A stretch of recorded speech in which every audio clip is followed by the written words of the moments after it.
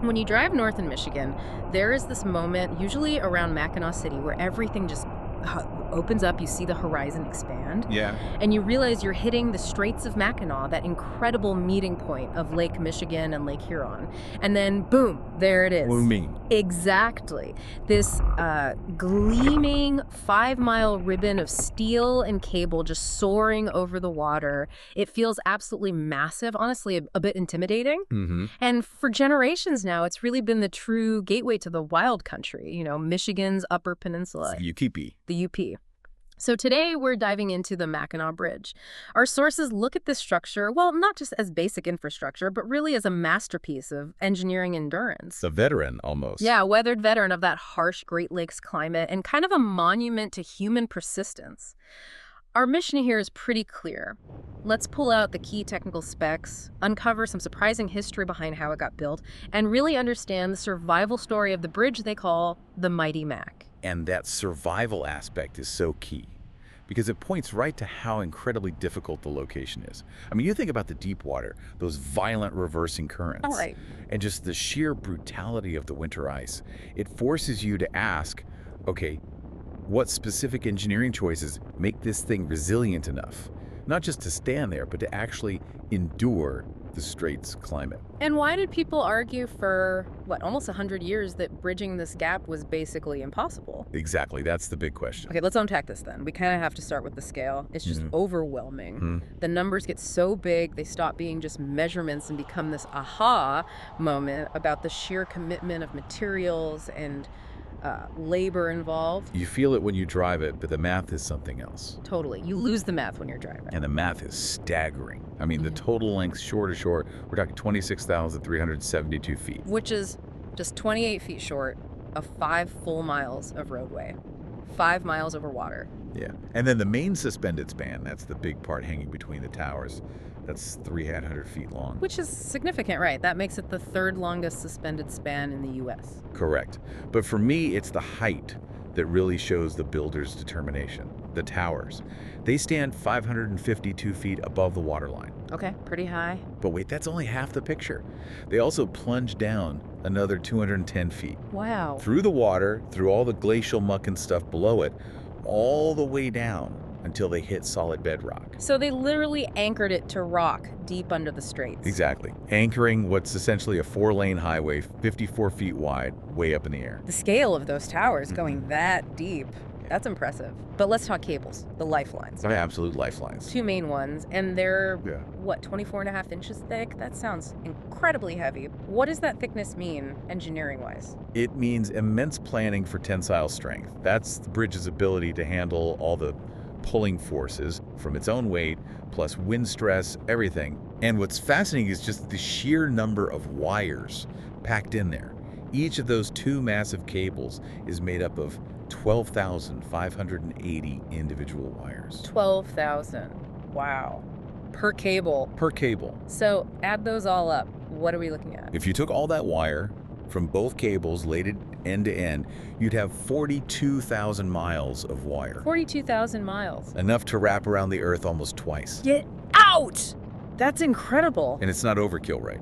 That massive amount of steel is absolutely necessary as a bulwark against the constant forces of wind and gravity on something this long and this exposed. So the cables are super strong, but the bridge itself isn't totally rigid, is it? It's actually designed to move. Quite a bit, yeah. There's this huge skeletal frame under the road deck. It's called a stiffening truss 38 feet deep that keeps it stable normally. Okay, normally. But what about in a really bad storm? Like hurricane force winds? Ah, that's where the sort of counterintuitive genius of the design kicks in. See, rigid things break under that kind of stress. Right. Flexible structures endure. So the deck, right at the center of the main span, was actually engineered to move sideways, horizontally, up to 35 feet in really severe conditions. 35 feet sideways. 35 feet. Yeah. To handle those extreme winds and also big temperature swings. That sounds honestly terrifying if you're driving on it. But for the engineers, that's safety. How does that work? Why is flexibility key? It's the length. Imagine a steel rope 5 miles long. If you tried to lock it down completely rigid, just the temperature changes, expanding and contracting the steel would eventually tear it apart. Ah, okay. So the movement is deliberate. Yeah. It basically dissipates the wind's energy across the whole structure. It turns what could be a direct catastrophic force into, Well, manageable motion. Its resilience built right into the bridge's bones. Okay, so before this amazing ribbon of steel finally connected the peninsulas, ferries, that was it, right? Ferries were the only way. And our sources say the idea of a bridge here was debated for decades, like way back into the late 1800s. Why so much opposition? Was it just cost or... It wasn't just skepticism about cost. It was rooted in real historical engineering limits. The Straits threw up these three huge, almost devastating problems. First, the depth. You had to somehow get foundations hundreds of feet down to find solid bedrock. Okay, challenge one. Second, the sheer volume of water moving back and forth and those powerful reversing currents. It made setting the enormous concrete foundations, the caissons, seem almost impossible. Right. And the third problem, I'm guessing winter. Exactly. The absolutely brutal, heavy ice flows in winter. Critics basically argue that the constant pressure and grinding of that thick ice pack would just shear off any pier you tried to put in the water. Or at least weaken it over time. Or weaken it fatally, yeah. Cause constant fatigue. It really took the determination of leaders like Murray Van Wagner back in the day and decades of pushing to get past that. It just can't be done. Inertia. So they finally shifted from arguing to actually building in May 1954. And the work itself, led by the famous suspension bridge guy David B. Steinman, sounds brutal. Oh, it was. They work year-round, which meant battling not just the deep cold water in summer, but the absolute fury of a Straits winter. I can't even imagine. You had divers, these massive underwater construction chambers called caissons, steel workers approached 500 feet up in the air, often dealing with howling winds, freezing cold, sudden blinding fog. It was a genuine race against time and nature. And yet, after just 3 years, only 48 months of that intense work, it opened November 1st, 1957.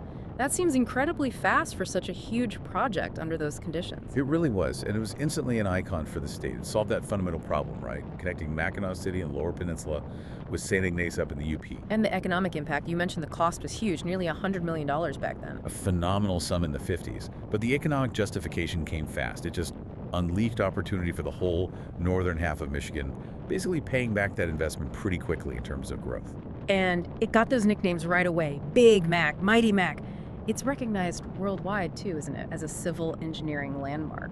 For beauty, sure, but also just the sheer audacity of pulling it off. Definitely. It became the physical symbol of Michigan's whole northward pull idea. Yeah. And I love that little historical detail, too. The very first car to officially cross on opening day.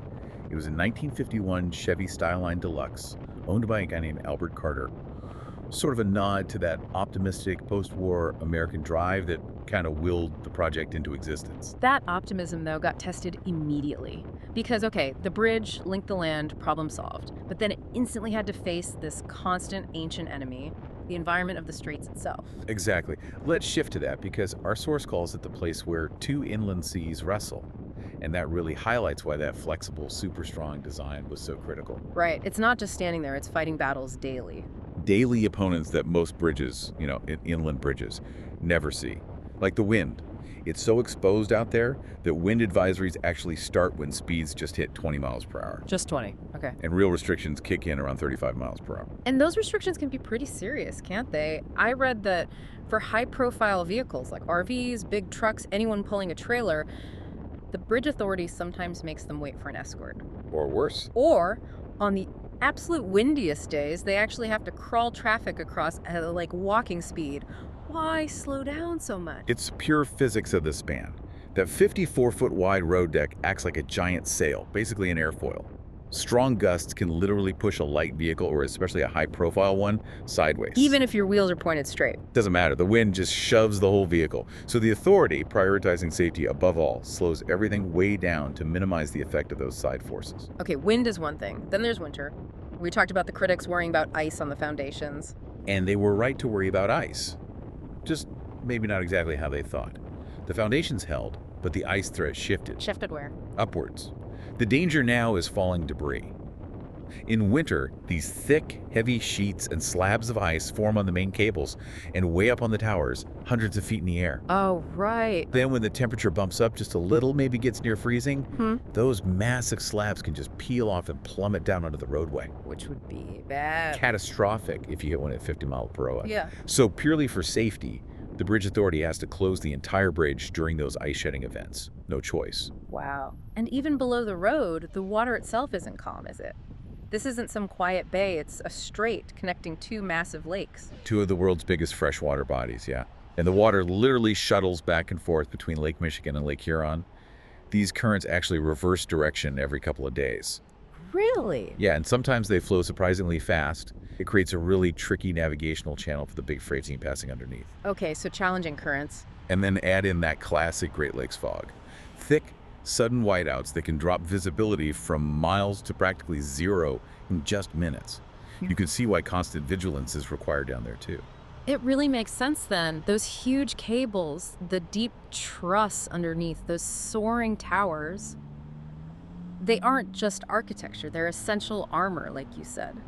Letting the bridge endure this relentless climate, like a veteran fighter that just squares off against the weather every single day. That's a perfect way to put it. And because it's always in this battle, it never ever gets to rest, which means it needs constant and very expensive stewardship. Bridges don't get to retire, do they? So we're talking continuous, really detailed upkeep. Non-stop. Like repainting those enormous towers. How do they even do that? Cable inspections, checking for rust or broken wires? Deep inspections, yeah. Resurfacing the road deck, replacing major steel components. And often the crews are doing this work way up high in the same rough weather we just talked about. It's a specialized, dangerous, multi-year process just to repaint one tower, for instance. And overseeing all this is the Mackinaw Bridge Authority. Right. And they really approach it not just as managing infrastructure, but as protecting a piece of state heritage. They're the ones constantly updating the public on wind advisories, coordinating with agencies like NOAA for weather forecasts. National Oceanic and Atmospheric Administration. Right, and the Coast Guard, too, for safety in the shipping channel below.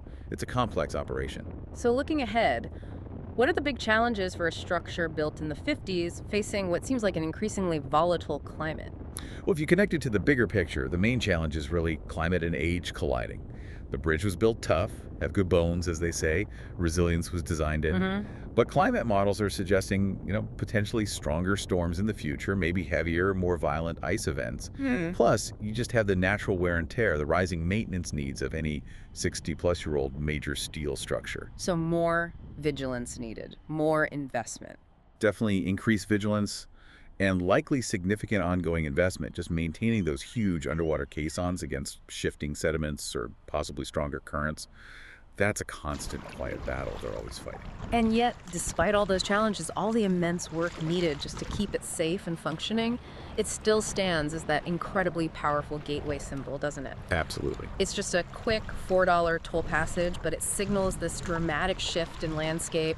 It promises that, the wild country is waiting just on the other side. The sandstone cliffs, the basalt headlands. Yeah, the wild rivers of the UP. It feels like a portal. It is a passage that kind of fundamentally changes your relationship with the environment just by crossing it. So the Mackinaw Bridge. It really is more than just a link between two pieces of land. It feels like tangible proof that, sometimes audacious dreams are worth the immense work. And that maybe with enough engineering smarts and persistence, even the most powerful natural forces, like weather, water, ice, can be sort of wrestled into a working partnership. And think about this. The bridge enables journeys, right? Tens of thousands of cars daily. And 50, 60, maybe 80,000 people who do the Labor Day walk each year.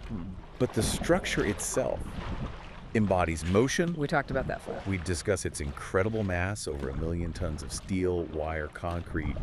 But that entire colossal structure is designed to move slowly, deliberately, reacting to the wind. Remember, it can shift up to 35 feet sideways at the center span in extreme conditions. Right. So considering its immense size and weight, what does that deliberate flexibility fundamentally tell you about the sheer power of the relentless elemental forces of nature? That a structure this massive has to be designed to yield, to be so profoundly flexible just to survive. This may be something interesting to ponder on your next trip north.